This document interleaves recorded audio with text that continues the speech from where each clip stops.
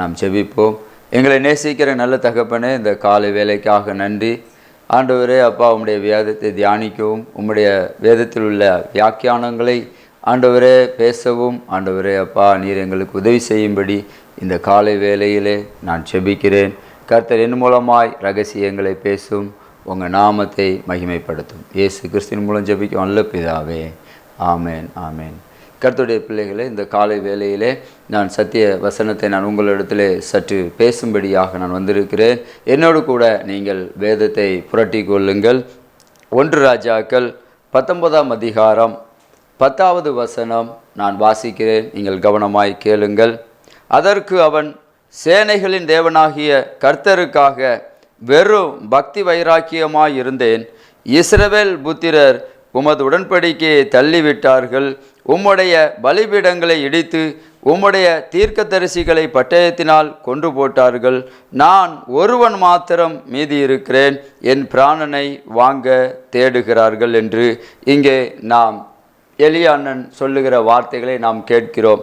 அதே போல 14ஆம் வசனத்திலும் அங்கே எலியா அதை 2வது தரையாக அங்கே கர்த்தரிடத்திலே விளம்புகிறார். நான் மிகவும் பக்தி வைராக்கியமாய் இருந்தேன், நான் மிகவும் வாஞ்சை உள்ளவனாய் இருந்தேன், நான் கர்த்தருக்காக தன் உயிரையே கொடுப்பேன் என்று சொல்லி அவர் தன் பக்தி வைராக்கியத்தை காண்பிக்கிறார். பிரியமானவர்களே, இன்றைக்கு அநேகர் பக்தி வைராக்கியமாய் வாழுகிறேன், பக்தி வைராக்கியமாய் நான் இருக்கிறேன், பக்தி வைராக்கியமாய் நான் ஆண்டவரை நேசிக்கிறேன், பக்தி வைராக்கியமாய் நான் ஆராதிக்கிறேன், பக்தி வைராக்கியமாய் நான் என் தேவனுக்காக மரிப்பேன் என்று கூட இன்றைக்கு அநேகர் எலியாவை போல ஆமீன் சொல்லிக்கொண்டு சில நேரங்களில் பின்மாற்றம் நாம் அடைகிறோம். பிரியமானவர்களை, நீங்கள் சற்று சிந்திக்க வேண்டும். என் குடும்ப வாழ்க்கையில் நடந்த ஒரு காரியங்களை நான் சொல்லி பின்பு நான் இதனுடைய விளக்கங்களை நான் உங்கள் மத்தியில் நான் பேச விரும்புகிறேன்.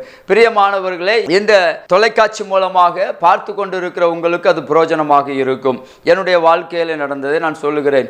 நானும் திருநெல்வேலி மாவட்டத்திலே நான் ஊழியம் செய்து கொண்டிருக்கும் பொழுது, பகுதி நேர ஊழியக்காரனாக நான் ஊழியம் செய்து கொண்டிருக்கும் பொழுது நானும் மிகவும் பக்தி வைராக்கியமாக இருந்தேன். இயேசுவை குறித்து யாராவது தப்பாவது சொன்னால், இயேசுவை குறித்து ஆமாம் என்ன இயேசு உனக்கு என்ன செஞ்சார் என்று சொன்னால் எனக்கு கோபம் பழியாக வரும், சில நேரம் அடித்தும் விடுவேன். பிரியமானவர்களே, இது ஒரு பக்தி வைராக்கியம். இன்னொரு பக்தி வைராக்கியத்தை நான் உங்களிடத்தில் நான் சொல்லுகிறேன். எனக்கு திருமணம் ஆன பின்பு நாங்கள் பகுதி நேரம் ஊழியம் செய்யும் பொழுது நான் இன்னும் பக்தி வைராக்கியமாய் தேவனுக்குள்ளே நான் விசுவாசமாய் வாழ்ந்து கொண்டிருந்தேன். தேவனுக்காக எதையும் செய்யக்கூட நான் நினைத்ததுண்டு, செய்ததுண்டு.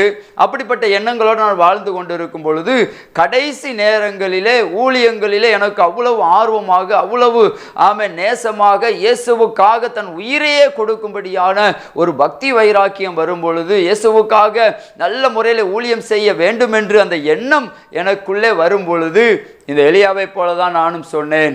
நான் ஆண்டவருக்காக பக்தி வைராக்கியமாய் வாழ வேண்டும் என்று சொன்னால் என் மனைவியையும் என் பிள்ளைகளையும் நான் டைவர்ஸ் பண்ணிவிட்டு தான் நான் ஊழியத்திற்கு வர வேண்டும் என்று சொல்லி நான் என் உள்ளத்துக்குள்ளே தீர்மானம் செய்தேன். ஏனென்று சொன்னால் குடும்பங்களிலே கஷ்டங்கள் வரும் பொழுது, குடும்பங்களிலே நெருக்கங்கள் வரும் பொழுது, சண்டைகள் வரும் பொழுது, இது இயேசுவுக்கு ஊழியம் செய்ய முடியாதபடிக்கு குடும்ப சூழ்நிலை என்னை தாக்கும் பொழுது, குடும்ப சூழ்நிலை என்னை நெருக்கும் பொழுது என்னுடைய கடைசி பிளான் என்ன என்று நீங்கள் கேட்பீர்கள் என்று சொன்னால், கடைசி நேரங்களில் என் மனைவியை நான் டைவர்ஸ் செய்வதாக எல்லாரிடத்திலும் நான் சொல்லி, எனக்கு இயேசுதான் முக்கியம், என் மனைவி முக்கியம் அல்ல, என் பிள்ளைகள் முக்கியம் அல்ல என்று சொல்லி, பிரியமானவர்களே, நான் இந்த மாதிரி ஒரு பக்தி வைராக்கியத்தை என்னுடைய வாழ்க்கையிலே நான் முடிவெடுத்தேன். ஆனால் இங்கே எலியா தீர்க்கதரிசி சொல்லுகிறார், 10வது வசனம் 14வது வசனத்திலே அவர் சொல்லுகிறார், நான் ஆண்டவருக்காக மிகவும் பக்தி வைராக்கியமாய் இருந்தேன் என்று சொல்லி. பிரியமானவர்களே, பக்தி வைராக்கியம் உள்ளவர்கள் ஓடி ஒளிய மாட்டார்கள். பக்தி வைராக்கியம் உள்ளவர்கள் பின்மாற்றம் அடைய மாட்டார்கள். பக்தி வைராக்கியம் உள்ளவர் மனைவியை டைவர்ஸ் பண்ண மாட்டார்கள். பக்தி வைராக்கியம் உள்ளவர்கள் ஊழியத்தை உடைக்க மாட்டார்கள், குடும்பத்தை உடைக்க மாட்டார்கள், கர்த்தருக்காக வாழ நினைப்பார்கள். ஆனால் இங்கே பக்தி வைராக்கியமாய் வாழ்ந்த எலியா சொல்லுகிறார், என் ஜீவனை எடுத்துவிடும் என்று சொல்லி. பிரியமானவர்களே, இதில் நீங்கள் சற்று சிந்திக்க வேண்டும்.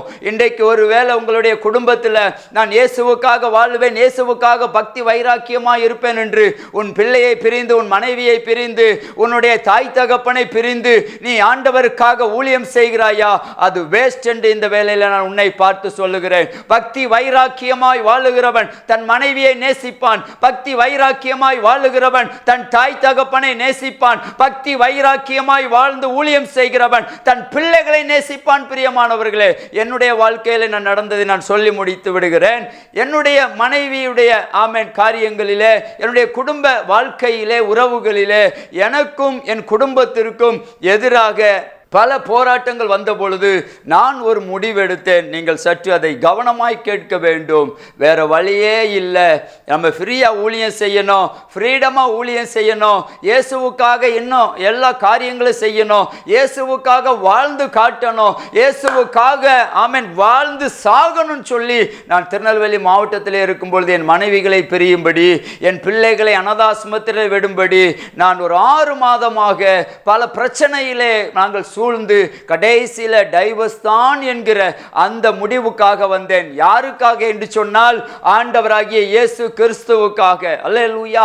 ஆகவேதான் இங்கே எலியாவும் நான் பக்தி வைராக்கியமாய் இருக்கிறேன், நான் பக்தி வைராக்கியமாய் இருக்கிறேன் என்று சொல்லி ஒரு பெண்ணுக்காக ஓடி ஒளிகிறார். பிரியமானவர்களே, பக்தி வைராக்கியம் இயேசுவுக்காக நீங்கள் சாகவும் துணிய வேண்டும். பக்தி வைராக்கியம் இந்த தேசத்திலே நீங்கள் சாட்சியாய் வாழும்படியாக அந்த பக்தி வைராக்கியம் உங்களை நடத்தும். பிரியமானவர்களே, பின்பாக நான் என் மனைவியும் அவருடைய தாய் தகப்பனிடத்திலும் என்னுடைய தாய் தகப்பனிடத்திலும் எங்களுடைய சொந்தத்தின் மத்தியிலும் டைவர்ஸ் தான் நான் பண்ணுவேன், இவளோடு நான் வாழ மாட்டேன், நான் இயேசுவுக்காக ஊழியம் செய்ய வேண்டும் பக்தி வைராக்கியமாய், இயேசுவுக்காக ஜனங்களை விடுதலையாக்க வேண்டும் பக்தி வைராக்கியமாய், இயேசுவுக்காக நான் வாழ்ந்து சாதிக்க வேண்டும் என்று சொல்லி பிரியமானவர்களை நான் என் மனைவியை டைவர்ஸ் பண்ணும்படியாக நான் கிட்ட நெருங்கி விட்டேன். பிரியமானவர்களே, 6 மாத இடையிலே கர்த்தர் என்னோடு இடைப்பட்டார்.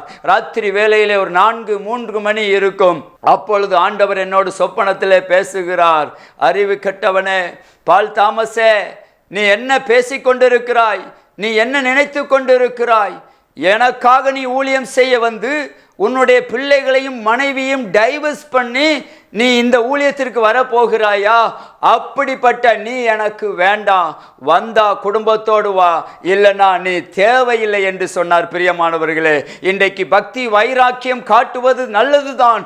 ஆனால் உன் குடும்பத்தை பிரிந்தோ, உன் மனைவியை இழந்தோ, உன் பிள்ளைகளை அனாதாசிரமத்தில் விட்டோ, இல்ல பக்கத்து வீட்டில் விட்டோ, நீ வீட்டுக்கு வராமலையோ, உன் சந்தோஷமா இல்லாமலையோ, சமாதானமா இல்லாமலையோ, இன்றைக்கு அநேக பக்தி வைராக்கியத்திலே வாழ்ந்து இன்றைக்கு அநேக குடும்பங்கள் பிரிந்து கொண்டிருக்கிறது. பிரியமானவர்களே, இன்றைக்கு அநேகர் பக்தி வைராக்கியத்தினால இன்றைக்கு குடும்பத்தை இழக்கிறார்கள். இன்றைக்கு அநேக பக்தி வைராக்கியத்தினால இயேசுவையே மறுதலிக்கிறார்கள். அநேகர் பக்தி வைராக்கியத்தினால இன்றைக்கு பாவம் செய்கிறார்கள். இங்கே எலியா அப்படித்தான் சொல்லுகிறார், நான் மிகவும் பக்தி வைராக்கியமாய் இருந்தேன். 1 ராஜாக்கள் 19:14 வசனத்தில் அவர் மறுபடியும் சொல்லுகிறார், நீங்கள் அதை என்னோடு கூட பிரட்டிக் கொள்ளுங்கள். 14வது வசனம், அதற்கு அவன், சேனைகளின் தேவனாகிய கர்த்தருக்கு வெகவும் பக்தி வைராக்கியமாக இருக்கிறவர்கள் சற்று நீங்கள் சிந்திக்க வேண்டும். பிரியமானவர்களே, அவர்கள் பரிசுத்தமாய் வாழுவார்கள், எதற்கும் பயப்பட மாட்டார்கள், எதற்கும் அஞ்ச மாட்டார்கள். ஆனால் இங்கே பக்தி வைராக்கியம் என்று சொல்லுகிற இந்த எலியா ஒரு எசேபேலுக்காக அவர் போய் ஓடி ஒளிந்தார் கெபியிலே. ஹல்லேலூயா.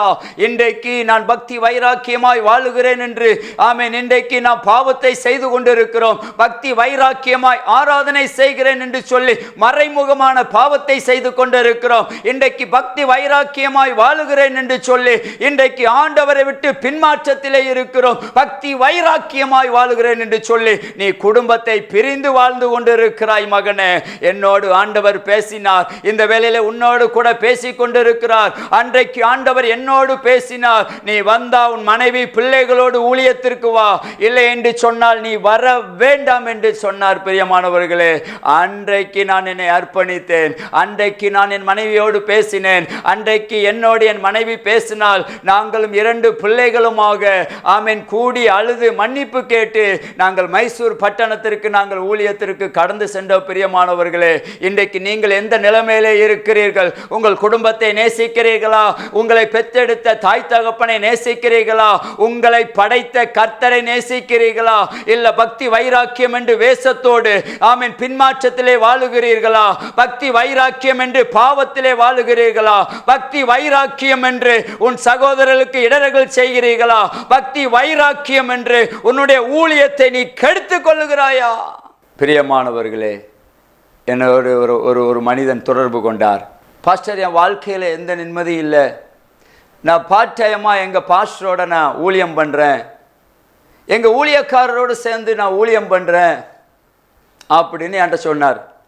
அப்போ நான் அவர்கிட்ட கேட்டேன், ஐயா நீங்கள் எந்த மாதிரி ஊழியம் பண்ணுறீங்க உங்கள் பாஸ்டரோட அப்படின்னு கேட்டேன். இது கடந்த வாரம் நடந்தது. அப்போ அவர் சொன்னார், ஐயா எங்கள் பாஸ்டர் என்னை டாக்ஸி மினிஸ்ட்ரிக்கு என்னை கூப்பிட்டு போவார், ஏதாவது வீடு சந்திக்கணும் அப்படின்னா நான் அவருக்கு வண்டி ஓட்டிகிட்டு போவேன், ஏதாவது ஒரு ப்ரேயர் நடத்தணும் அப்படின்னா சின்ன சின்ன உதவிகளை நான் செய்வேன் அப்படின்னு சொன்னார். அப்போ செய்யுங்கய்யா, நல்லது தானையா அப்படின்ட்டு நான் அவருக்கு ஒரு சின்ன ஆலோசனை கொடுத்தேன். அதுக்கப்புறம் அவர் என்ன மாதிரி தான் சொன்னார். எப்படி சொன்னார் தெரியுமா?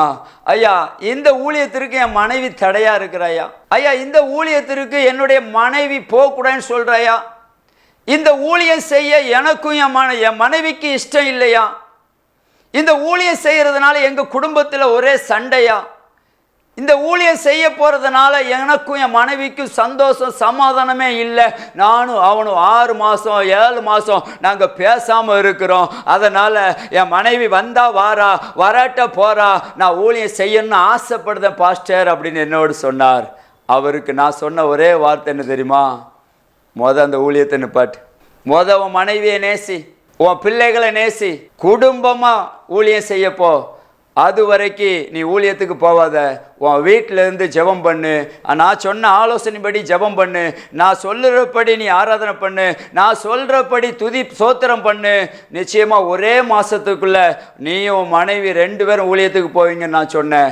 அதே போல் அவங்க வீட்டில் இருக்கிற பிசாசை கட்டி ஜெபம் பண்ணு, உன் பொண்டாட்டிகளை கிரியை செய்கிற ஆமீன் கிரியைகளை கட்டி ஜெபம் பண்ணு, உன் வீட்டுக்குள்ளே சமாதானத்தை கெடுக்கிற அசுத்த ஆவிகளை கட்டி ஜெபம் பண்ணுன்னு சொல்லி இப்படியாக பல ஆலோசனைகளை கொடுத்து அவங்க குடும்பத்திலே சமாதானம் உண்டாகும்படியாக ஜஸ்ட் ஒரு ஆலோசனை தான் சொன்னேன். 1 மாசம் தான் நான் சொன்னேன். ஆனா 9 நாளில் அவங்க குடும்பத்தில் ஒரு பெரிய சமாதானம் சந்தோஷம் வந்து அவங்க மனைவியே என்கிட்ட பேசினாங்க. பாஸ்டர், இதுவரைக்கும் எந்த பாஸ்டர் எங்களுக்கு இந்த மாதிரி ஐடியா கொடுத்ததில்லை, எந்த பாஸ்டர் இதுவரை எங்களுக்கு ஆலோசனை சொன்னதில்லை, எந்த பாஸ்டரும் இப்படி மணிக்கணக்காக எங்கள்கிட்ட பேசினதில்லை, நிச்சயமா நீங்க சொன்னது எங்களுக்கு ரொம்ப பிரயோஜனமா இருந்தது, எனக்கு அது சந்தோஷமா இருந்தது. இப்ப நானும் என் கணவனும் இப்ப நாங்க 2 பேரும் சேர்ந்து ஆலயத்துக்கு போய் ஊழியம் பண்றேன்னு சொன்னாங்க. பிரியமானவர்களே, இன்றைக்கு பக்தி வைராக்கியம் என்று சொல்லி நீ பிரிந்து இருக்கிறாயா? பக்தி வைராக்கியம் என்று உன்னை கெடுத்து கொண்டிருக்கிறாயா? பக்தி வைராக்கியம் என்று நீ பாவத்திலே வாழ்ந்து கொண்டிருக்கிறாயா? பக்தி வைராக்கியம் என்று உன் பிள்ளைகளை பிரிந்து இருக்கிறாயா? பக்தி வைராக்கியம் என்று சொல்லி உன் ஊழியத்தை கெடுத்து கொண்டிருக்கிறாயா? பக்தி வைராக்கியம் என்று சொல்லி இன்றைக்கு உன்னுடைய விசுவாச பிள்ளைகளை நீ கெடுத்து கொண்டிருக்கிறாயா? பக்தி வைராக்கியம் என்று சொல்லி இன்றைக்கு உன்னுடைய ஃபேமிலியை நீ கெடுத்து கொண்டிருக்கிறாயா? பக்தி வைராக்கியம் என்று சொல்லி இந்த உலகத்திலே நீ நடித்துக் கொண்டிருக்கிறாயா? இங்கே எலியா அப்படித்தான் சொல்லுகிறார், பக்தி வைராக்கியமாய் இருந்தேன் என்று 10வது வசனத்திலே சொல்லுகிறார், 14வது வசனத்திலே சொல்லுகிறார். ஆனால் ஒரு பெண்ணுக்காக அவர் ஓடி போய் ஒளிந்தார். பிரியமானவர்களே, பக்தி வைராக்கியம் உள்ளவன் அப்படி செய்வதில்லை. பிரியமானவர்களே, சற்று நீங்கள் யோசிக்க வேண்டும். பிரியமானவர்களே, பக்தி வைராக்கியமாய் வாழ்ந்து கொண்டிருக்கிறேன் என்று சொல்லி உன் தேவனை நீ மறுதலித்து வாழ்ந்து கொண்டிருக்கிறாயா? பக்தி வைராக்கியமாய் வாழ்ந்து கொண்டிருக்கிறேன் என்று சொல்லி உன் குடும்பத்தை ஏமாத்துகிறாயா? பக்தி வைராக்கியமாய் வாழுகிறேன் என்று சொல்லி உன் ஊழியத்தை ஏமாத்துகிறாயா? இந்த சத்தத்தை கேட்கிற நீங்களும் யாராக இருந்தாலும் இந்த வேளையிலே நீ குடும்பமாய் ஊழியம் செய்ய வேண்டும், தேவனுக்காக ஊழியம் செய்ய வேண்டும், பரிசுத்தமாய் ஊழியம் செய்ய வேண்டும். பிரியமானவர்களே, இங்க எலியா பக்தி வைராக்கியமாய் இருக்கிறேன் என்று சொல்லி அவர் ஓடி ஒளிந்து ஒரு பெண்ணுக்காக ஆமென் அழுது ஓடிக்கொண்டிருக்கிறார். அதற்கு கீழே நீங்கள் வீட்டிலிருந்து வாசித்து பாருங்கள். பின்புதான் அவர் சொல்லுகிறார், எலியாவே போதும், உன் ஊழியம் போதும், உன் தரிசனம் போதும், உன் தீர்க்க தரிசனம் போதும், உன் அற்புதம் போதும், 2 பேரை ஏற்படுத்து, உன்னுடைய சாப்டர் க்ளோஸ் அப்படிங்கிறார். ஹல்லேலூயா. இன்றைக்கு உங்களுடைய வாழ்க்கையில நீங்கள் அழிந்து போகாதபடிக்கு, கெட்டு போகாதபடிக்கு, கர்த்தர் இந்த வேளையில் உன்னோடு பேசி கொண்டு இருக்கிறார். தலைகளை தாழ்த்தி தேவனிடத்தில் உன்னை ஒப்பு கொடுப்பாயா? எங்களை நேசிக்கிற நல்ல தகப்பனே, இந்த காலை வேளையில் ஆண்டவரை நான் மிகவும் பக்தி வைராக்கியமாக இருக்கிறேன் என்று சொல்லி எலியா ஒரு பெண்ணை பார்த்து ஓடி ஒளிகிறாரப்பா.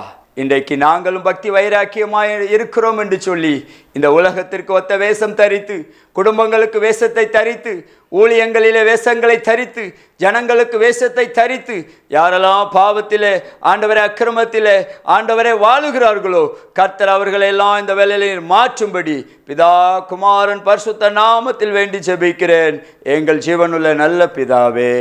ஆமேன், ஆமேன். அல்லேலூயா. God bless you. கர்த்தர் உங்களை ஆசீர்வதிப்பார்.